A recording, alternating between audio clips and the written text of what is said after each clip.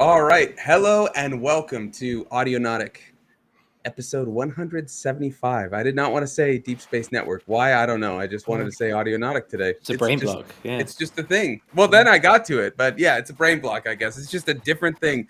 Uh, Today we're talking mood pans, hand pans, and I thought Eon Lake was going to change his little title that I guess someone put back on all of our names, but hand pan enthusiast, because he does have a hand pan. So, anyways, we're going to be talking about that. There's an electronic one from Roland. Looks pretty interesting if anybody likes hand pans. And I wonder if we'll talk about it, but if there's MIDI out, if we could do MIDI like a MIDI kalimba, we could get back into the whole MIDI kalimba that we talked about last week. And then we're going to be talking in the round robin, playing by the rules versus parameter pushing. Now, this one Curtis brought, so we'll talk about that as we get there. It's a follow-up from what we talked about last week. My name is Sunwarper, and with me today is handpan amateur. Wow, Eon Lake, what's up? Well, let's be honest. I'm not here to blow my own trumpet, and certainly not to blow out handpan. But I do have one, yeah, and I'm terrible on it. Absolutely terrible. Let's just be clear on that. But yeah, hello. All you need is one note. You sample it, and you're amazing. MIDI. You just program the MIDI. You've got to do multi-hit because the tang. Well, exactly. Okay, but I said one note. It could be multiple velocities, but one note's all you need, and you could just program some MIDI, and you are a handpan genius. Yeah. I think people would guess what I've done, really. I don't know, man. I don't know. Well, how you been?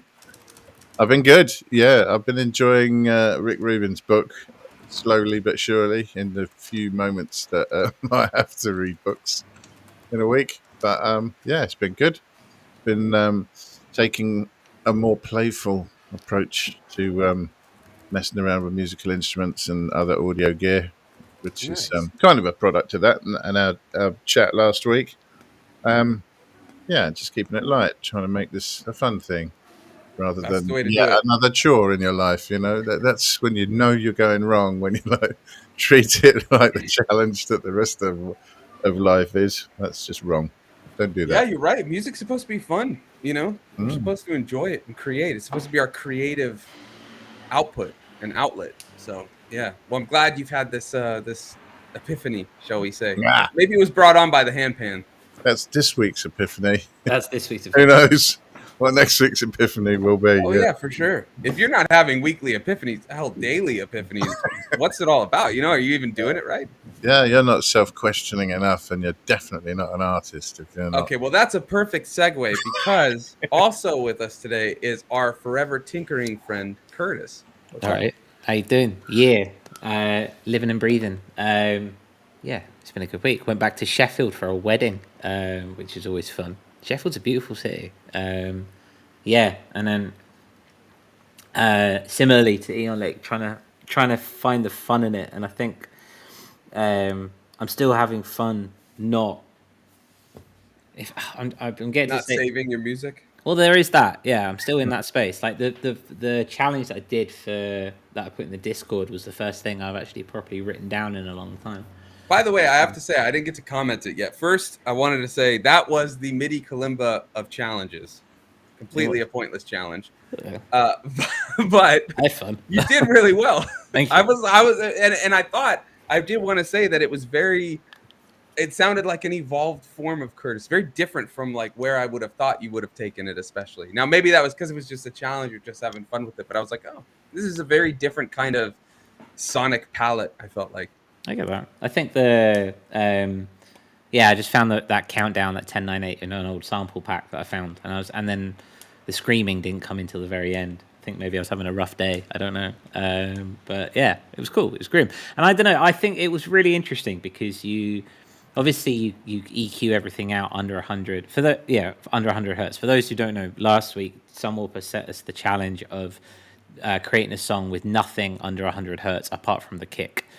And the mix was thin. If you go, it's on the Discord now. The link is in the description. It's updated. You can go and hear it. It's a thin mix, but it does make you think. Okay, bass is relative in that sense, and which is quite an entertaining piece of thing to do. So, what did you do? Did you do any sort of bass that you just EQ'd off Under 100? No, I think I did the kick.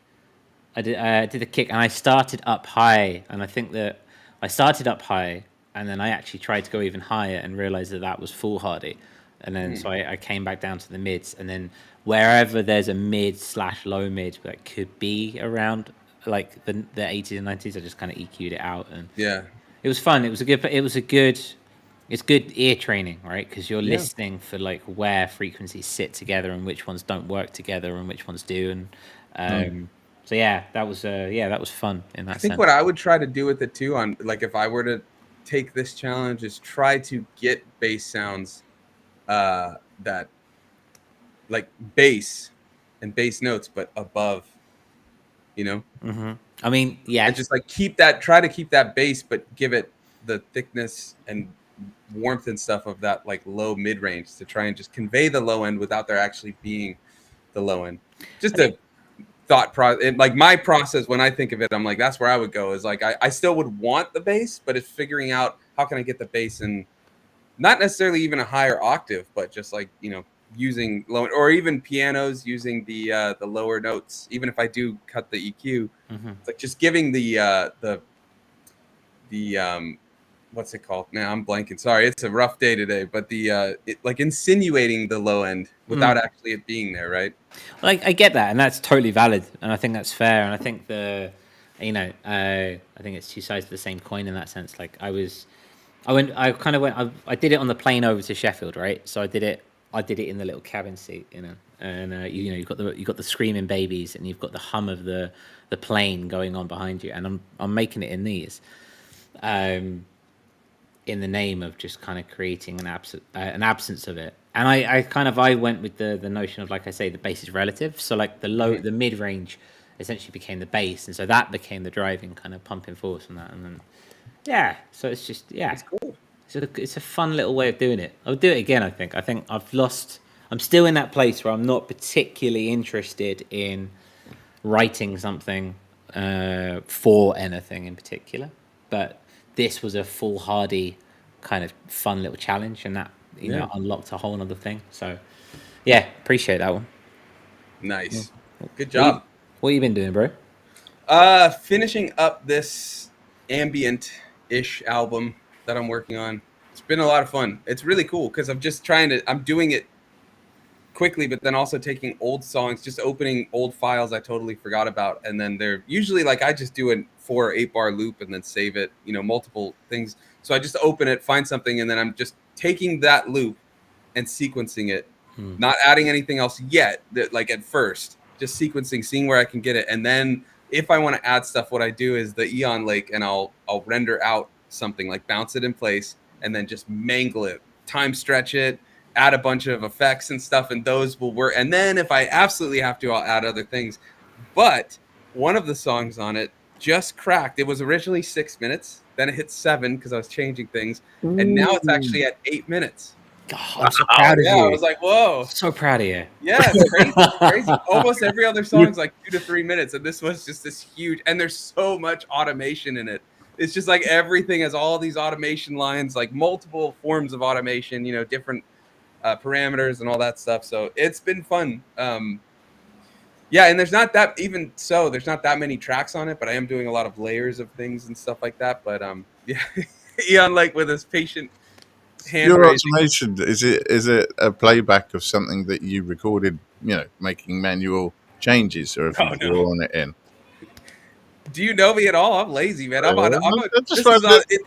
It's on Logic. All I'm doing is just dot, move up, move down, dot. Be finished by that point. Because remember, I don't. Most of the time with this thing, I'm working just on my laptop, so all I have is the laptop keyboard and my the mouse, So I'm just working in that way. But yeah, I don't typically like to do a lot of like MIDI controlling of the DAW.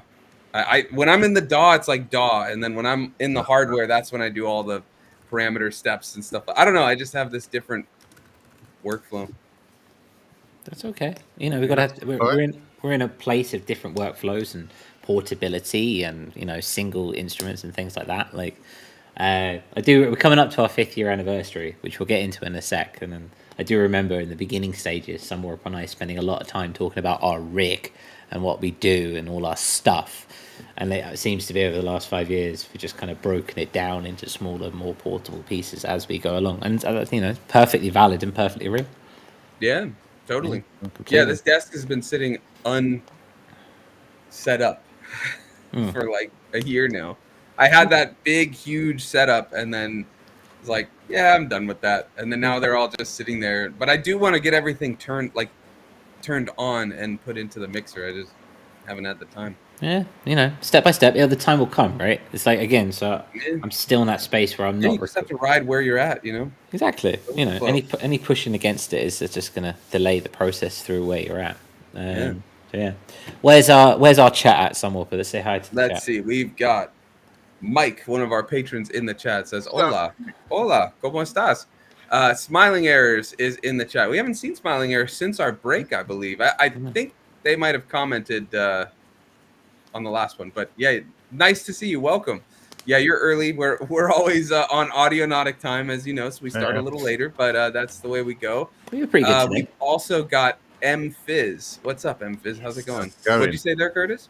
I say we did pretty well. I think we got on about 2 minutes past 8 this time. Oh, I thought it was like 11:05, but still, that's still our Audionautic time. We put 11, and then it's a couple minutes after. You know how we do. That's fine. That's good. Oh, nice. M Fizz just bought an S1, and then I don't know that one. Castle Wave Bard 2 for €200. Was that both for €200 or the second one for $200? Either way, that's awesome. What's it? I've been using that S1 like crazy. It is so much fun. I even did a little chord progression on it, sampled it into the PO33, and just chopped it up, put some little record sample on top.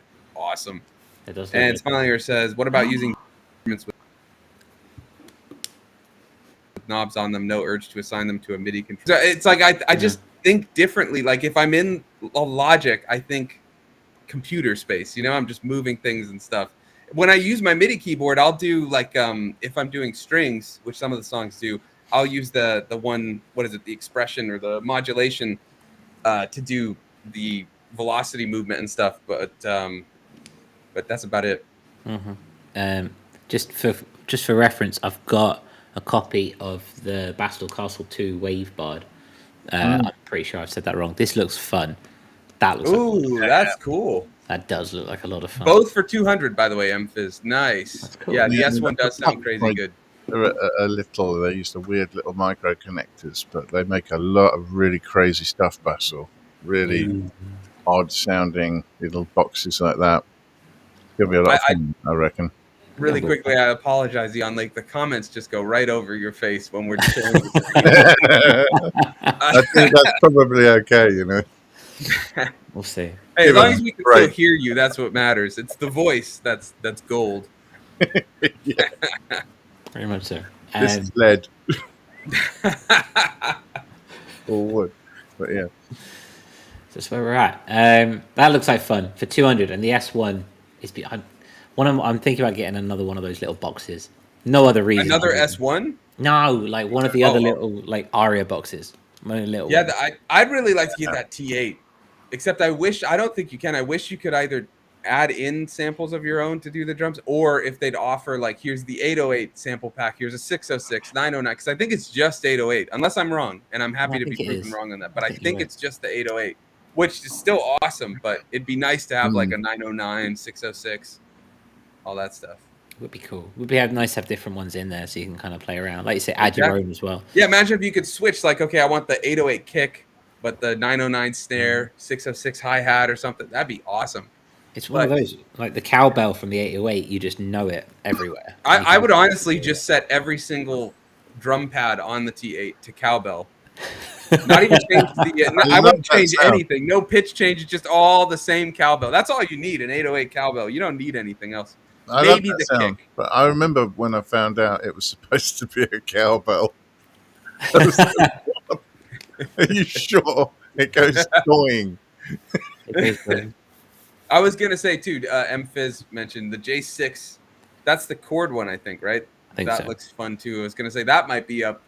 Oh, you have one? Hold on. Let me full screen you. Wait. Hold it back up. There it is. Yeah, Okay. that thing's cool. I got to What's play the with pit? that one a lot at NAMM. That thing was I've, really cool. I've I pimped gotta get the those little trim toppers. Yeah. encoders. Yeah. That's fun. I mean, do you get a lot of use out of your J6, Ian? Like, Yes, I do. I like the fact that you can get Juno sounds out of it. You know, just like quick, easy Juno sounds. Yeah, all right, there. Well, it's got the weird chord banks and stuff like that, which is in my opinion, a bit hit and miss because some of them are quite jazzy. You know, it's real How was that a myth? chords. That's not going to work for me in some of my tracks. Yeah, but you know, I like the sounds it makes. I do like the fact that there are different ways of arpeggiating sounds, the styles that it has for like voicing broken chords and arpeggios. But Yeah. yeah, I mean, I know, I get all of these things secondhand, so that they're never like list price. They're always less, and like the list That's price, smart. but it's silly. It's Are you cheap getting them anyway. just off of like the reverb or reverb equivalent? It's just Reverb or eBay. Yeah, Yeah. one of those two usually. More often Yeah. than not, eBay, just because eBay because it seems to be busier. yeah, there's a Mm, lot more traffic, right? yeah, that makes sense. But got nothing against Reverb. Got some One good bargains on there. one last thing on the J6 too, even the T8 really, but I feel like those would be awesome, like for you, Curtis, as a little sample box. Like you just take a sound, a chord progression, a drum loop, and sample it into like the SP, and then use that to make the song. I get that. I hear that. Maybe that's something worth pursuing. I was mucking around with the sampler from the Move yesterday, and I very much categorically decided that the sampler within the SP is a lot better, in my opinion. You can just do more quickly. It's much easier to trim. Yes, much easier to trim, and you can just slightly stretch things.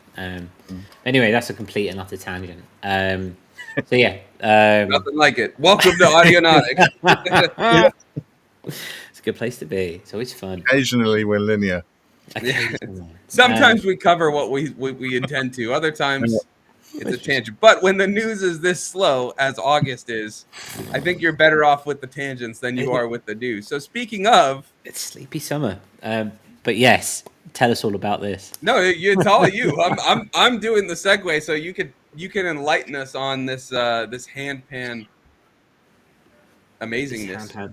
Yeah, okay, let me bring this up so you can have a look. I'll bring up the Sweetwater so you can have a look at the good picture of it. And then I'll go through the specs. This is the Roland Mood Pan, which is essentially... Okay, so last week we had a kalimba. This week it's a hand pan. It's an electronic hand pan, the instrument that no one asked for, but also is quite intriguing at the same time. It's an electronic hand percussion instrument, which basically looks to emulate the sounds of things like handpan, tongue drum, gamelan, singing bowl, etc., etc., etc. All these kind of spiritual Eastern kind of instrumentation here. And much like the MIDI kalimba that we had yesterday, I think that one of the draw parts to it is this notion here that you can see, if I just zoom in a little bit quickly, you can see on the right-hand side, you can change the styles and you can change the tones. You can even add effects. There even is a little kind of notion of background music. You see that green little button there? It plays like nature sounds and drones underneath, and you can basically accompany yourself, one-man band of loneliness, as they might say. You don't need nature field recordings or just to be out in nature. You can emulate it with this. Under no circumstances take it outside. Very much Got nature inside it. Very much the hand pan for the cosmopolitan city concrete jungle. But yeah, it looks quite fun. It does have, like I say, 12 different tuning styles, and Bluetooth that you can stream songs through there. It's got USB-C MIDI for triggering sounds. So I think, as far as I understand, that means it can take MIDI in from, say, a DAW or something like that. It has 9 touch-sensitive pads, which is interesting, and in that sense, and it also has an extra control pad for adding expressive qualities, a bit like akin to MPE, I imagine. And it can be powered by 6 AA batteries. So if you wanted to, you could take it to a festival. There you go. Do you know, is it sample based? Like, are the sounds samples? Not saying you can input your own samples, but like samples or, whatever. I'd Pretty assume much. it's sample based. It is, yeah. It looks like it's. Yeah. It looks like it's. From what I understand of it, it is. It's very much sample based, which it's good for triggering the sounds. Right, you're triggering one hits. You might lose the notions of double tapping or the way that you can kind of bend it with your hand as you kind of hit it, that kind of thing. But hey, for $700.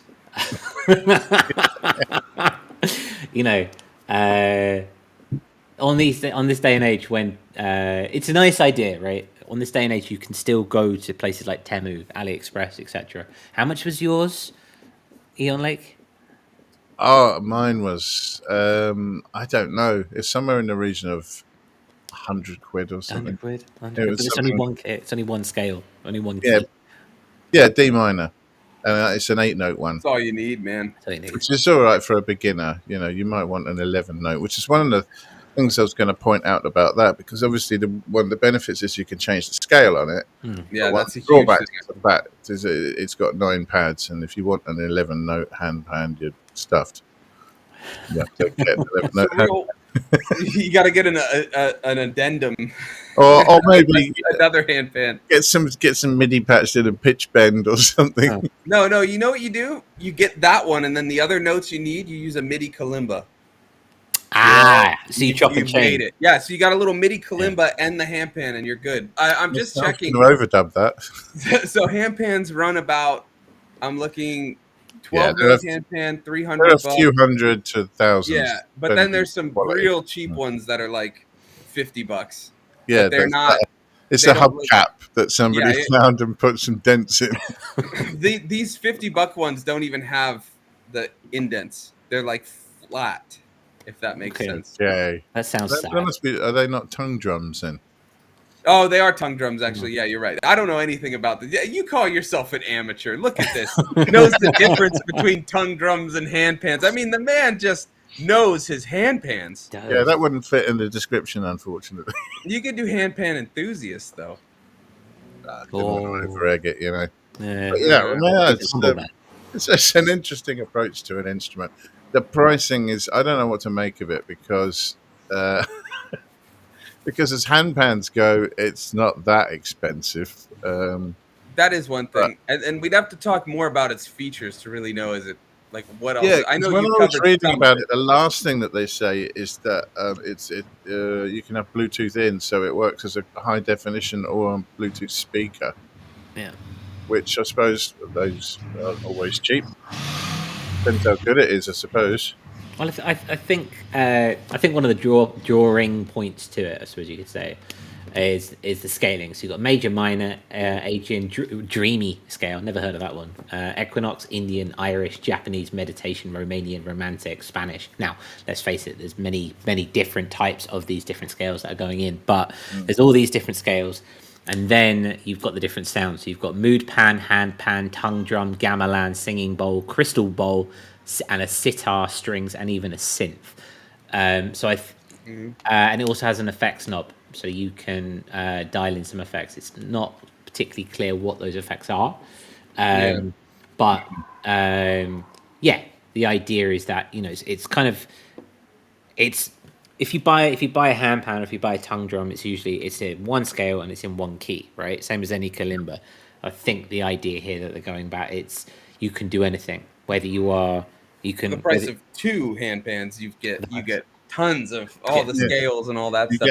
I think you get a tongue drum as well. Yeah. I think well, one thing why I mentioned about was it sample based and all that, I would want to know the extent of its sampling range, like not capabilities. Obviously, I'm not saying it's a sampler, but in terms of like, did they do a ton of different velocity layers? How responsive? It said it's touch sensitive, so it's obviously got velocity sensitivity, or sounds like it does. How many layers is it? Is it close to, I mean, I've never used a hand pan, but I'd assume that it being a real instrument that you can get different levels and kind of sounds out of it depending on how you hit it. Does it emulate that to a degree, or is it pretty much just an electronic? This is like where when we get into these electronic emulations of instruments and stuff, it's like, how close is it? The other You know, thing, and then what are you looking yeah, for? yeah. Are you looking for authenticity, or are you looking for extent and like range where you can do different scales and that type So of the stuff? first thing I noticed when I looked at it was not just that it looks like a baby bottle sterilizer, but the top of it, I can't the unsee that top's now. quite flat for a hand pan. Mm. They're usually a bit more dome-like, and that's kind of ergonomic, so you can get round to the notes. So I'd want to know what it felt like to play for starters, and what the This band response knows hand pan. is, and kind of like what you were saying, because like V drums. I like my V drums because they're very carefully modeled. They've got lots of samples. It's very realistic. You know, you get lots of different tones depending on how you hit the drum. Whereas something like this, there's not a lot of information about about how accurately modeled it is and how many samples are used to make that sound and so on. I had a little look at Reddit to see what the lowdown might be on people who own them, and I think it's fair to say that there are a few drawbacks, but people who have them seem to really like them. Seems like it'd be But cool. at the same time, they're not getting rid of their hand pans either. Nah. Oh yeah, it's just nice to have them, right? It's like Yeah, apparently the effects are a little gimmicky, which Mm. I don't know, piqued my curiosity. So I'm already thinking, what could you run through it? Start putting the gimmicky effects on. I mean, for sure. I think you bring up a really good point in that sense. Like, I mean, it's one of those. It's one of those kind of like post. It's like post-capitalist consumerism, right? They've run out of everything. You know, there's another mono synth, so okay, let's make an electronic kind of hand pan because why not? You know, and yes, as you say, there is definitely that idea of quality versus quantity, right? With like any kind of guitar, for example, a guitar multi-effects board, right? You're gonna have all the effects, but they're gonna kind of be a bit mid. Whereas, you know, if you buy a dedicated pedal, it's generally going to be better quality. I imagine, and they do phrase it as a novelty item. So I can't imagine. For the man who has everything. Yeah, and It does seem to Oh, be a woman. solution to a potential hand pan enthusiast problem if you want to play in multiple scales and Yeah. keys. This does solve the problem of, oh, I don't want to buy 12 or however many, you know, all these. So, That's right, folks. Discussing the hand pan enthusiast problems that others don't dare to discuss. I mean, I'm speaking blind here. I'm not a hand pan enthusiast, but it seems to me, as someone that likes to play in lots of different keys and scales, that is an answer. Yeah, but it's also I feel like it's a solution to a problem that they've probably created within the meeting room. It's like having a harmonica, right? A harmonica tends to be in a single key and it tends to be in a certain scale. And if you want another one, you go and buy another one. And that is just kind of the way it is. But how much do those cost? Well, yeah, true. Full hand pans tend to be quite expensive, but also you then tend to kind of you have one or two, and then maybe you kind of switch between them, and you know there's a lot of tonality in them. But I mean, yeah, definitely going for a space of a solution to a problem that might not exist in the first place. Or could. We'd have to speak to a hand pan enthusiast, which apparently Eon Lake says he is not. He's an amateur, so I don't know if I can take any credibility with what he says. His statements they lack credibility. Have threads. Well, if anyone listening is a hand pan enthusiast and would like to offer their 2 cents, let us know. Whether you're watching back on YouTube, you can leave a comment down below, or if you're listening on Spotify, leave a comment there. It's always good. I'm interested about how this might work as a trigger, though, as a MIDI trigger, like for finger drumming. People who are fed up with finger drumming might want to actually hit something instead. But on the other side of that fence, I doubt Ravi Shankar ever sat down and thought, "I love my sitar, but I wish it sounded more like somebody was banging on it, like it was a drum." Yes. Well, we'll have to see. Like I say, I mean, the community is this community. We bring it to the community and we see Yeah. what's going down. So I'll have to know where that goes. In the name of community, because we've got 6 minutes or so till Sunwarper has to drop off. Let's just very quickly say a massive thank you and a sense of appreciation to our patrons in this week's Community Corner. Thank you. We absolutely love the fact that you're with us here in every week. It means the world. If you are enjoying what you see here and you want to see some more, head across or consider heading across to patreon.com/audionautic, or maybe do it from Tuesday. Actually thinking about it, why might that be, Sunwarper? Yes, because you have set up a discount. If you input 5 years on Patreon, you'll get 20% off your membership. Unfortunately, this is new members only, so we are trying to work on something for our current patrons, but know that, I mean, without your support, we couldn't be doing this. So it is massively appreciated. And anybody that is considering, you get tons of perks, which Curtis can tell you about right now. Well, at the beginning, the entry level Star Stream, which is our monthly hangout, which this month is happening on the last day of August, which is the 31st. Basically, we sit down offline and we just sit and have a chat on a Sunday evening or a Sunday day, depending on where you're at in the world. And that's a really nice supportive network of people just to check in with each other and see where we're at. As well as that, we do spend a lot of time making sample packs. Now, I can't see right now, but I'll get a couple of them here. I recently went to Southeast Asia and bought a load of CDs that you can't find outside of Vietnam. And I've just been spending the last couple of weeks just burning them all. And now the idea is to go through and build sample packs from them.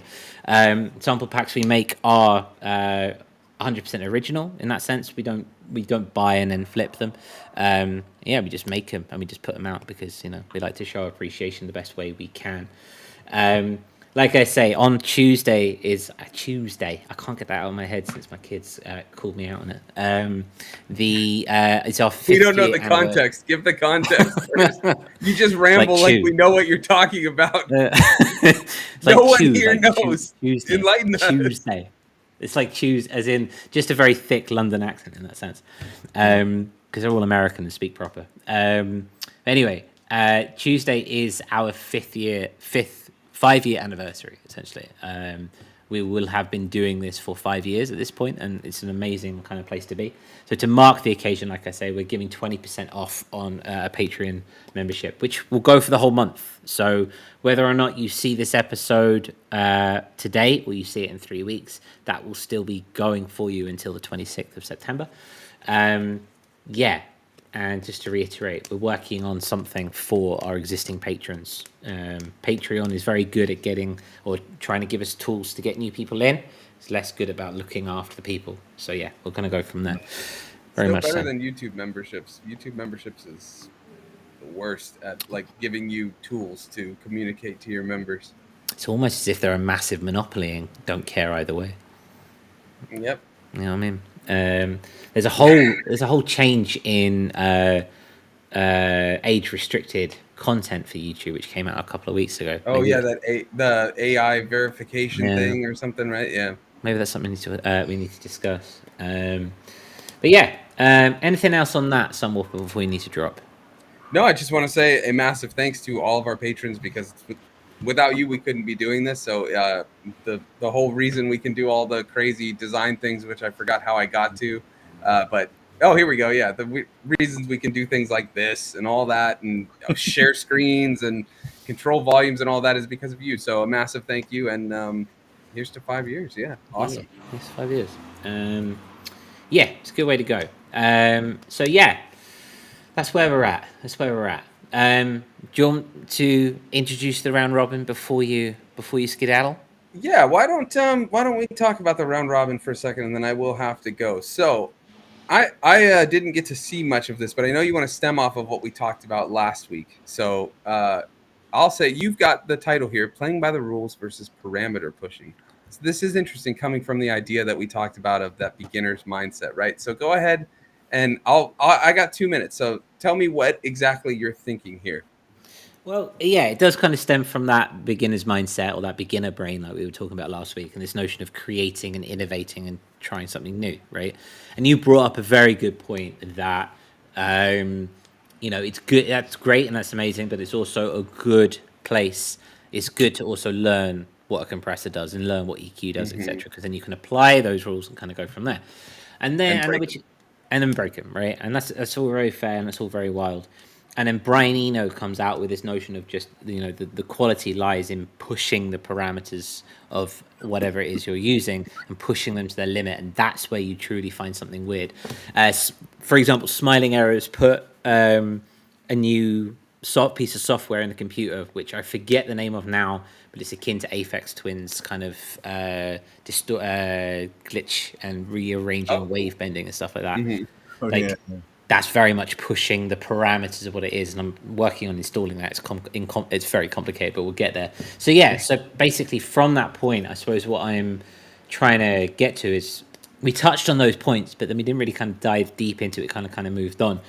I just want to know or kind of see where the community sits with the notion of the balance between studying and honing your craft, learning something and learning the rules of how something is done, be that mic placement or be that gain staging or whatnot, and then where does that tally up with the notion of going for it and not potentially having a full idea of what something does and therefore maximizing its capabilities because you're not constrained by those rules. Yeah. Okay, well, unfortunately, I have to go, but I will leave with something. I leave this difficult little conundrum to Eon Lake and Curtis, but I will say I think something.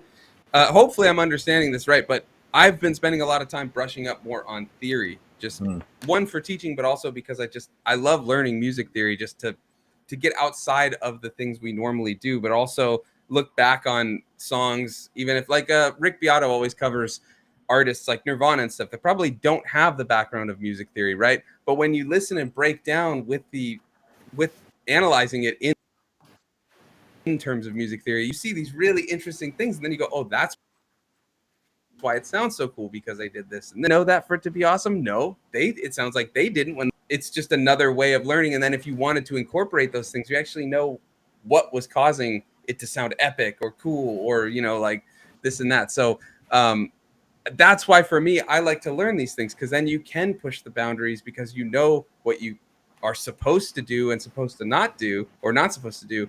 You can go, actually, I'm going to do that and figure out a way to make it work. So that's what I got. I like it. It's okay. It's a really good kind of purpose to come from. So it's a good foundation, a good basis. The notion of, if I'm understanding you right, you don't necessarily have to know what you're doing, but in doing so, what you can do is then look for where sounds that you hear don't what's the phrase? Don't conform to those rules, and then go from there. That's the way. Yeah. Is that totally. what you're saying? Exactly. Yeah. Okay. I'll leave you with that to disagree with, agree with, tell me I'm terrible. I don't care. It doesn't matter. While you're still here, I'm going to say I agree with you. Oh, there we go. I'm shocked. I thought you'd be like, it's too jazzy for me. Well, I do. All right, guys. Good seeing you. Chat, been awesome hanging out with you. I'm sorry I got to go, but I will see you next time. Take it easy. Till next week. So, moving quickly, we've got a couple more people. Hey, Cresshead, Little Bro's now in the chat, which is awesome. So nice to see you. Hello. And Cresshead says straight off rules. I'll bring up the chat now that I'm in producer mode. Cresshead says rules are made to be broken, which is a cool place in which to be. So, Ian, would you like to take what Sunwarper and Cresshead said and run with it? Yeah, absolutely. Because there's a lot of truth in that.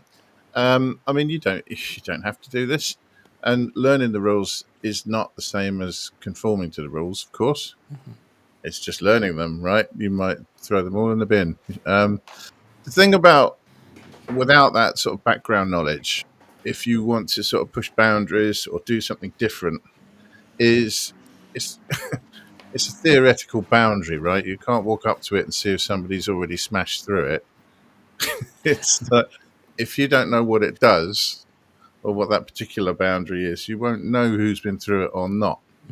Whereas once you become familiar with certain rules and trends and what the what the nature of exceptions to these rules sounds like. You'll start to be able to hear them in things that other people have done, and you'll have a much better idea of who's done what boundaries have already been pushed, what effect it had, and so on.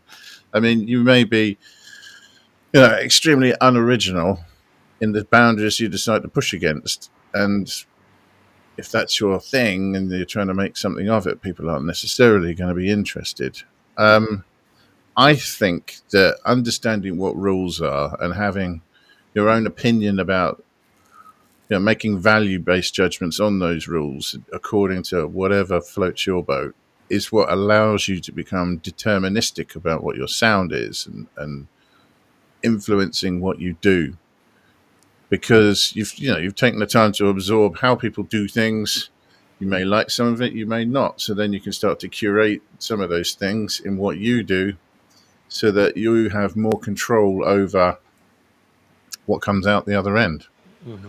You might be the sort of person who loves to absolutely crush audio, with compressors, and you like to bring the noise out and have it just really sound almost unpleasant, real hard-knee stuff.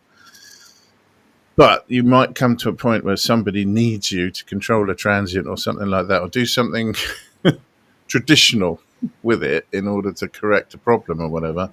You kind of need to know how to do that as well, just in case you have to do it. Do you know what I mean? Mm-hmm. Some tools, some trends, some theory, be it, music itself or music technology related, it's kind of functional. They're like tools.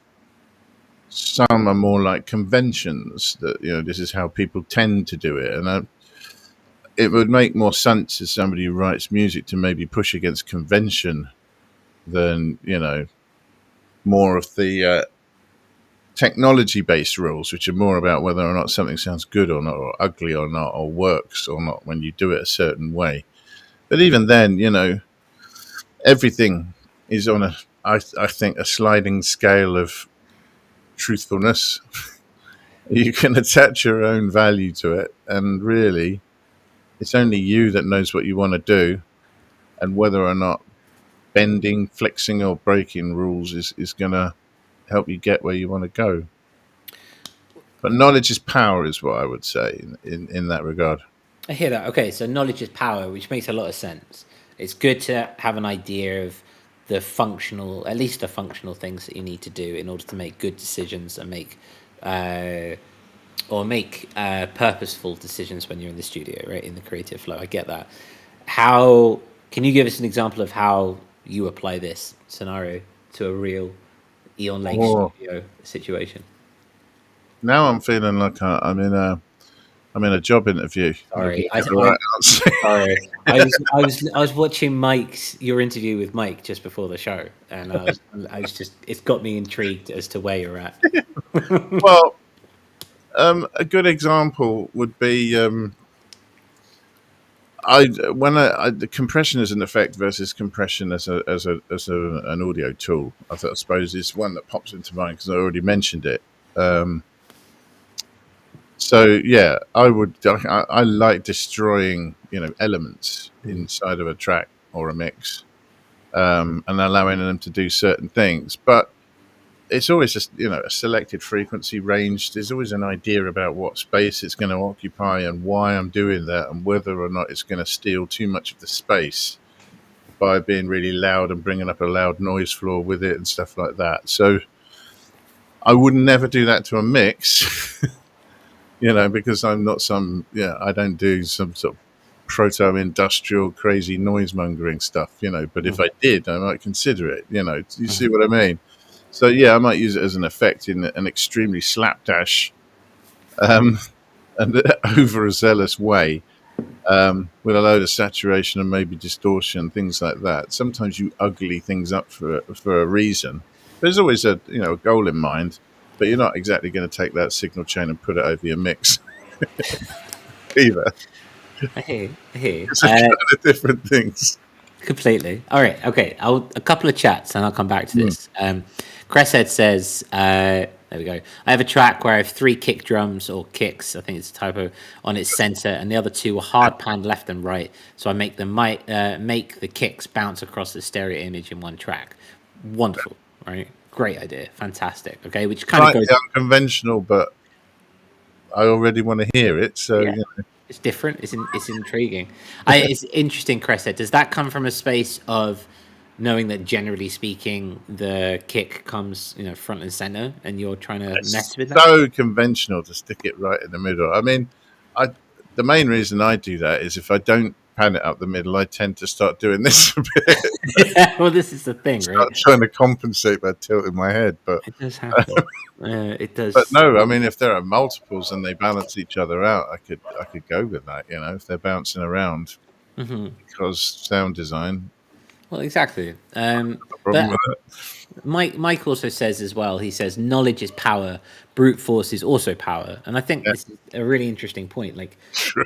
Um, like the Jackson Pollock of musical production, for example, music production, where you know you're letting serendipity take its place, right? Because again, similarly to what we were talking about the other week or last week, sorry, when we were talking about the beginning brain and coming back to that notion of just being in flow state and that kind of thing, where we get kind of hunkered down by the rules and start to overthink and think about frequencies, and we think about creating controlled alterations to sounds,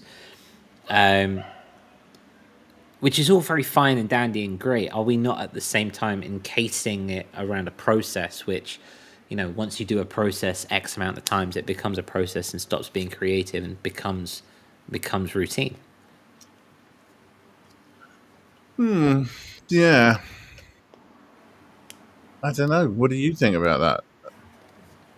I think I'm in a space right now where I'm coming to the notions of trying to throw out the rules or throw out the notions of the things that I've learned. I personally think I've become so bogged down with uh, what you tend to do with the frequency spectrum in general that I think everything is becoming a process, everything is becoming a routine, and it's stopping me from having fun essentially, because I'm looking at it. I'm a bit like you again, like you, a shout out to Mike's interview with Eon Lake on his channel, The Lazy Producer, because it's a great interview.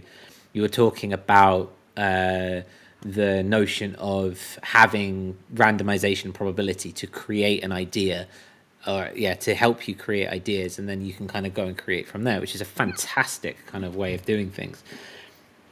I relate that to my own process where I do something similar, and in that moment of creating randomness and probability, I am enjoying it and I'm enjoying the process because it's new and novel, and anything can happen. And then as soon as I start attaching, a kick would go in here. Oh, okay, this is going to be in 7/4. All this, all that.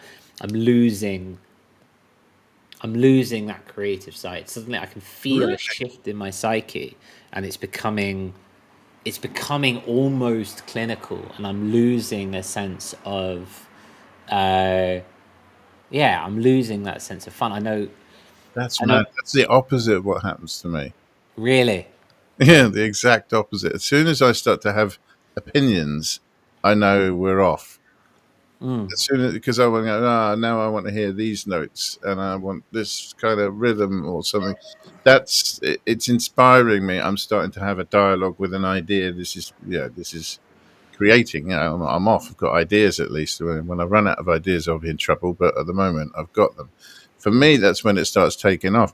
Maybe it's a psychological thing, and that it's you've got, before you've done it, it could be anything. Once you've done it, it's decided, and it's that. Yeah. You know what I mean? Yeah. It's something about the the transition from one of those to the other that kind of kills the fun for you. I think there's something to do with that. I think there's definitely something to do with that notion of the expectation versus the reality, for sure. I think more to the point. I think more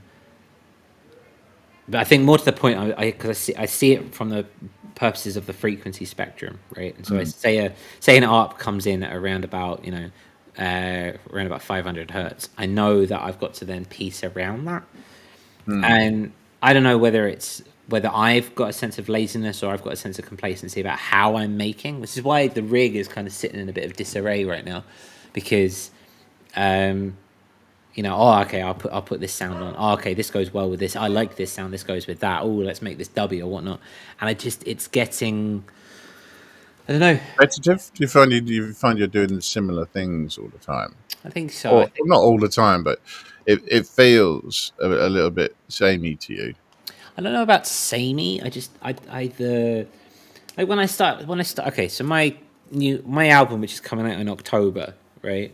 I knew when I started that album, and I could tell that there were a couple of tracks on there that I really vibed with. And when I was writing, I was like, oh yeah, that's a vibe that's going to be great and it's going to be amazing, right?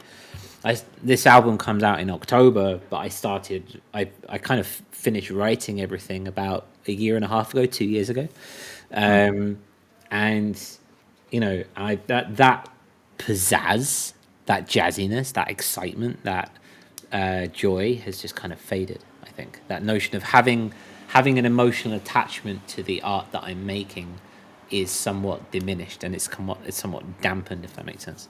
And so I suppose that's where I'm coming from, because I'm analyzing everything. Everything's got to be a finished track. Everything's got to be a finished thing. It's got to fit somewhere, right? Yeah. So yeah, that's kind of, I'm trying to remove those rules so that I can kind of come back to like the days of Astrolab or Philomath when I knew nothing about nothing. I see. So yeah, I don't ever get bored with. The only things I get bored with is just doing the same thing all the time, i.e., putting songs together the same way. And I think that it overlaps a little bit with what you're saying, where you've got a sound, and then your next move is always the same thing, and you're always adding the same things. And so I try to break habits as much as possible. But, and conventions, not necessarily rules, because I don't know that I have rules about how I do stuff, because, I like to try and approach things in as many different ways as possible. And it's kind of because of what you're talking about.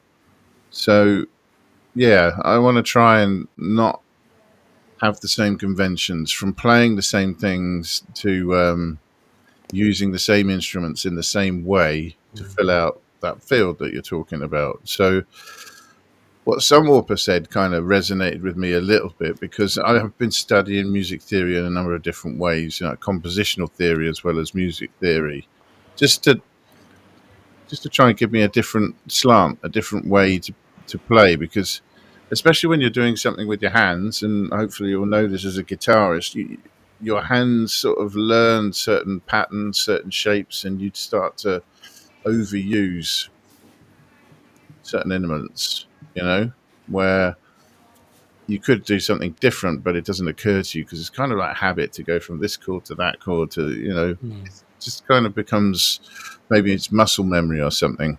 So, yeah, as I was talking to Mike about, sometimes a little bit of randomness and probability will get you through that. I've got a plugin that is, I think it's from K Devices. I can't remember what it's called, but it's just a MIDI device, and you set a key or notes and certain patterns, and it will generate a stream of, information, of notes that are in key and whatnot. You could just record this to a track and just start chopping out bits you like. But I often find that something comes out that I wouldn't have thought of, but it's kind of a different interval than I would have chosen. Do you know what I mean? But it still works. I actually like it better than what I would have done. And that can be enough to sort of make me feel interested in that I'm doing something different, and give me, some of that feeling back.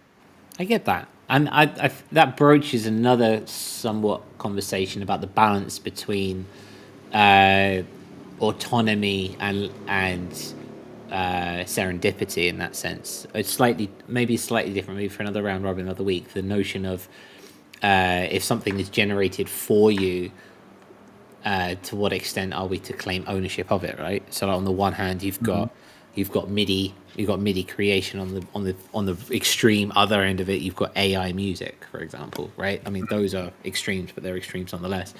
But I hear what you're saying, that notion of breaking up and changing your habits and creating a space where if something's taken out of your control, there might be something that kind of materializes, which is outside of what you would have previously thought. Yeah, and I mean, it could be something that a bandmate contributed to you. It could be something that came out of randomness and probability, and you don't even have to use it. It can just give you a different thing to react to, because often I find the writing process for me is something already exists that inspires me in some way to add something else, and as a reaction to what I'm hearing, and then those two things together, cause me to react in a different way. And so you don't have to keep all of those elements even, but it's about sort of not reacting the same way and always, using the same tropes, Mixing it up. I hear that. Exactly, yeah. And just trying to find a new way into a different musical area or a different rhythmical area or just a different tonal mixtures and things that keep you interested, and you don't feel like you just always write the songs the same way. Well, I start with the drums and then I add this, and I always use I tend to use the same chords all the damn time, and I just, it sounds like hell, doesn't it? Yeah, I hear what you're saying. And mate, all very valid, and I appreciate you coming forward with it. Should we do some chats before we wrap? Because there's a lot here, but there's also a community discussion. I'm going to scroll right up. Smiling Errors says, so as long as it sounds good, some novelty sounds lack the arrangement to make a song hit, but as long as it sounds good, again, Audionautic, make it sound good, dude. That's what it's really about. Yeah, not just that. I mean, it's like, how do you feel about it afterwards? Don't have value judgments while you do it. Sit with it a bit and see if you like it. Marinade in it. I like that. I get that. We have Cresshead saying here, I have a vocal line that wanted to land differently, so I double tracked it. But one is dry and whispery on the right, and the left is more normal vocal with reverb. It highlights the contents of the sentence, which is again double tracking vocal. That's beautiful. That's nice. Yeah, especially when you do it differently, and if it brings out the contents of the sentence, then that sounds like a pretty good thing, because vocals, it's very easy to make them sound uniform and almost bland, really, if you overdo it. So, yeah, I mean, it's if you're recording voice, normally there are words, and often when there are words, there's meaning, and you want that all to come through, not just the sound, Yeah, absolutely. Furthermore, people are going to hang me on this, but I like dry vocals with maybe just a tiny touch of sync delay, no reverb in capital letters there.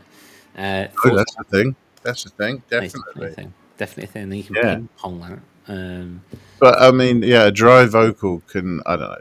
Sometimes what you think is a dry vocal, if you heard it isolated, there are effects on it and so on, but they're just very subtle, like early reflections or nothing really. But even then, a bone dry vocal, I remember back from recording days when you first set up a mic, when you're still looking at a little bit of compression on it, you haven't put any effects on it yet, it can sound really good.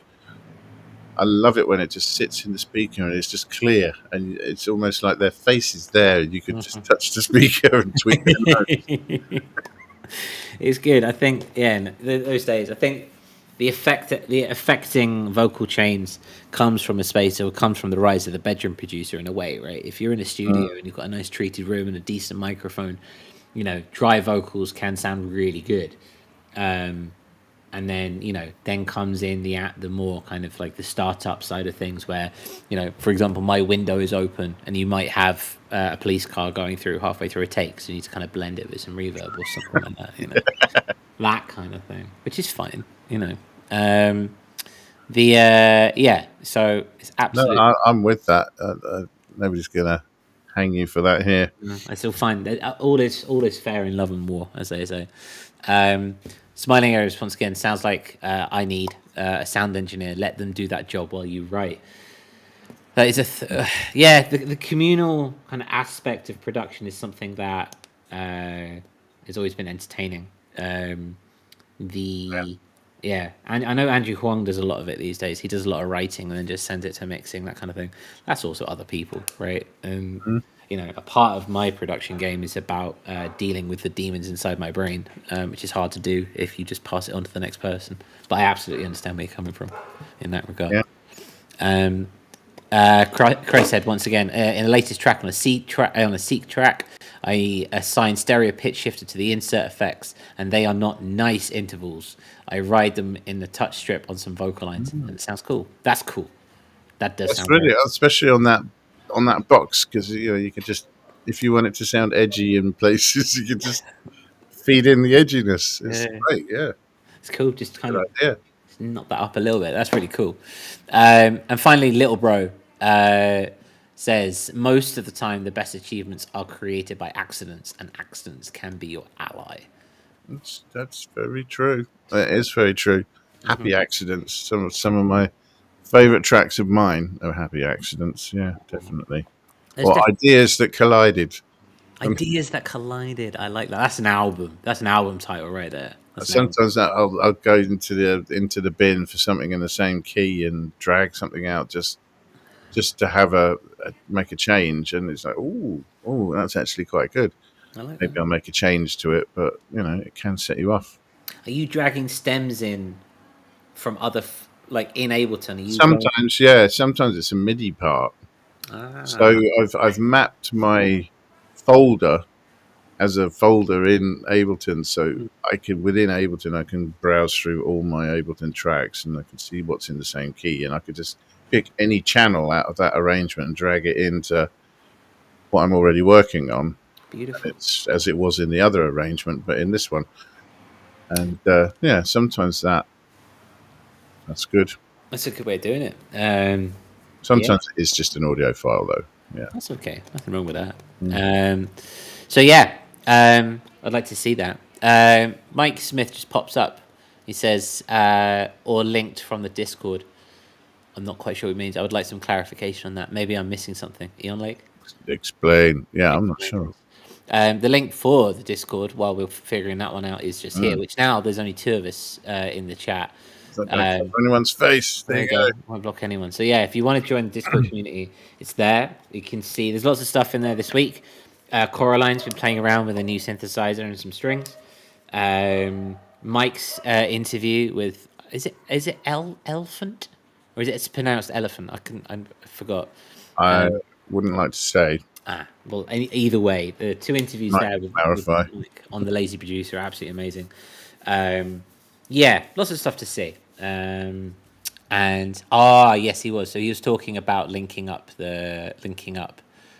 his show, which is on the Discord. Actually, to be fair, it's in the Patreon chat, which not everyone has access to. So, Mike, if you want to put it in off topic or production processes or something like that, so more people can see it, if you wanted to do that, that'd be good. Yeah. So, Patreon chat is only for our patrons because it's the name on the tin, essentially. Incidentally, one more time, if you fancy becoming a patron, you can head across to patreon.com/audionautic. And from Tuesday, I'll say again, from Tuesday, it's 20% off if you enter 5 years, all capitals at checkout. So yeah, that'll be a lot of fun. Any more, Eon Lake, or do you want to tell me about what you're up to this week before we go? No, I feel like I've used up my credit as far as people listening to me waffle on are concerned. Yeah, it's. I hope it's not been too much like that, but yeah, I think that there's plenty to be said there. I would like to hear more about what other people think, and I guess we can carry on in the Discord with that. Yeah. It's partly there for any kind of feedback on what we've been discussing or suggesting new things to talk about. So let's do that. Yeah, totally. The updated link is in there. It's in the description. And if you're watching this episode after 7 days, that link will have expired. And that's okay. That happens. We don't have Nitro right now. But you can just message me or Sunwarper and we'll just send you a link. Or you can just look for Audionautic Discord server and it'll be there. It's a great little place. Please, we'd like to carry on this discussion. We are just 2 people with microphones. And, there's a lot of people on the internet with microphones who have opinions about things. But really, this is all in aid of communal discussion, because in the name of community, together we grow. These ideas, there's no wrong, there's no right, there's no up, there's no down, there just is. And it's good to hear other people's perspectives on things so that we can, marinade in our thoughts and our processes as we go. So yeah, thank you ever so much for listening to us for the round robin. If you wanted to add anything more, please do. We'd love to hear from you. So as we draw this episode to a close, because it's 9 minutes past the second hour, Eon Lake has just disappeared, and that's okay. So it's literally just me sitting here now, which is absolutely fine. Oh, here he is again. I'll put him back on there. There you go. You all right? Sorry, was it me that dropped? I think so. I just saw everything was the same except we both disappeared. There we go. Exactly. Sorry about that. Yeah. Before we go, Eon Lake, what are you doing this week? Do you know what? I haven't decided yet. It depends where I end up. Now that things are a bit cooler, I've been upstairs more.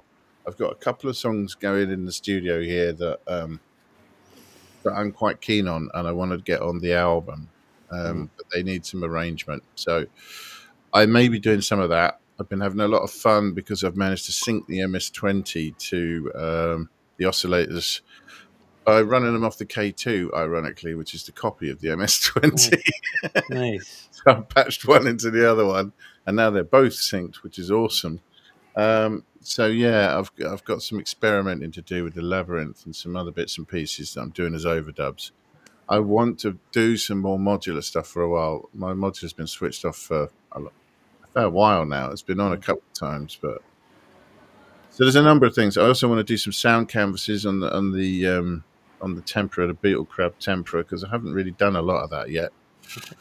And there's some stuff on my laptop that needs to be salvaged as well. And now I've remembered I've got a handpan that I haven't played in ages. There's a lot there. There's a lot. So I'll pick some of that. Yeah. In between, I'll carry on reading my book. Are you enjoying it?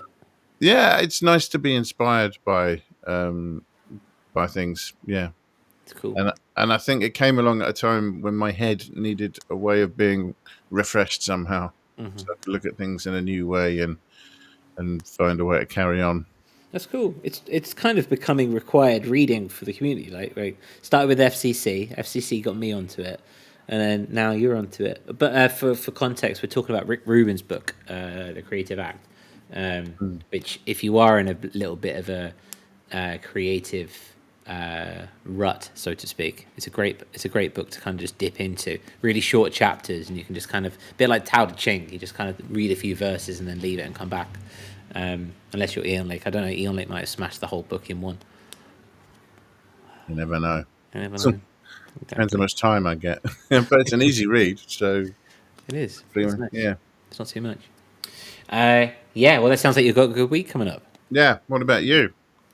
I think not recording things. I'm still not recording. I'm still on that trip, and I'm enjoying that.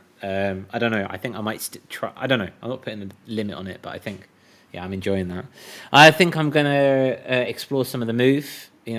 School has started back up again. And while I know my way around the move and I can integrate it with live, I think I need to know a little bit more about the sampling. I need to know a little bit more about the extent of its capabilities. So I can then talk about that. I did realize, like I said earlier, that the sampling isn't as good as on the SP. It is more restrictive, and that could just be because I'm still new at the sampling techniques on the move itself. But I want to try putting the SP and pairing it up with the move and kind of seeing what that does. If I can create the scape, if I can create some of the musicality on the move, have mainly vocal samples on the SP. You can't, and then find some way to kind of trigger stuff in Ableton itself. That could be like a little mini portable setup that I'm looking at. So I think that's kind of what I'm going to try and explore. Similar to you, I've got a lot of tracks which are just unfinished and sitting there as sessions, and should probably do something with them at some point. Yeah, I think I'd like to go through stages of idea generation so that I end up with a lot of material to sort of sift through and organise, but you can kind of overdo it a little bit as well, and I think, yeah, there's tons of it I can't be bothered. There's a lot. Let's just make new stuff. Yeah, Yeah, back in the day when I was doing my live streaming consistently, that ended up being into Voidal 1 through 3, and that's 12 tracks, and I was doing it once a week for about a year and a bit, and so there's in excess of 50 tracks sitting there, so it kind of just, waiting. I haven't done anything with them since 2023, so maybe that is a good way to go. We'll have to see. We'll have to see. Anyway, 14 minutes past the second hour, so we're going to wrap this up. Thank you ever so much for joining us and spending your time with us. You could be anywhere in the world right now, and you've chosen to spend your time with us, so really appreciate that. If you want more, head across to the Discord. If you want to support the show, patreon.com. But as ever, it's been lovely to see where you guys are at. Thank you so much for joining us in the chat and listening back. Really appreciate your thoughts. Ian, any closing words? No, just gratitude as always for the patrons and anyone who spends a bit of time with us, especially if they give it a thumbs up or a review or something like that, just to try and push things along. But yeah, the time is the most important thing. Exactly. Much love to you guys. We will be back next week once I've come up with a show, and we'll go from there. The sleepy summer of August continues. Until then, have a massive, wonderful week. All right.